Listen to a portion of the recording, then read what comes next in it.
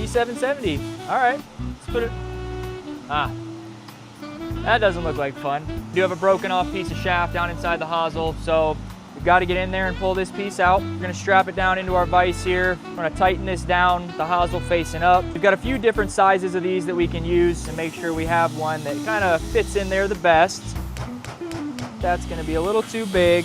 You just want to hammer this down, and you just want to make sure you get a nice tight grip. Grab onto the shaft in there. You're going to want to have a good hold so you can pull that piece of shaft out. So that feels like it's in there good and tight.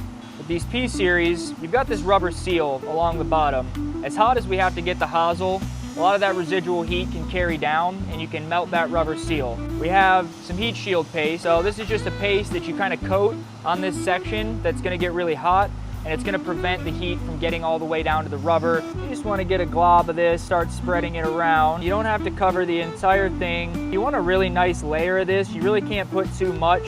This is water soluble, so this will be very easy to clean off at the end. Go ahead, put this back down into our clamp.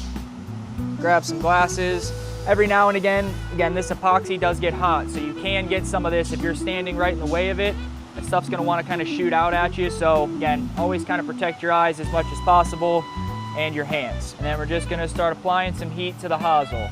Now when you're doing this, there is kind of a point where you can tell that you've gotten it hot enough. You'll start to see a bit of smoke come out of the top of the hosel. You can see it's starting to catch fire a little bit on the top. That's just that bit of epoxy that's coming out. Let's see if we can do this on the first shot. A couple more love taps just to make sure it's in there all the way. All right, that's actually a little loose.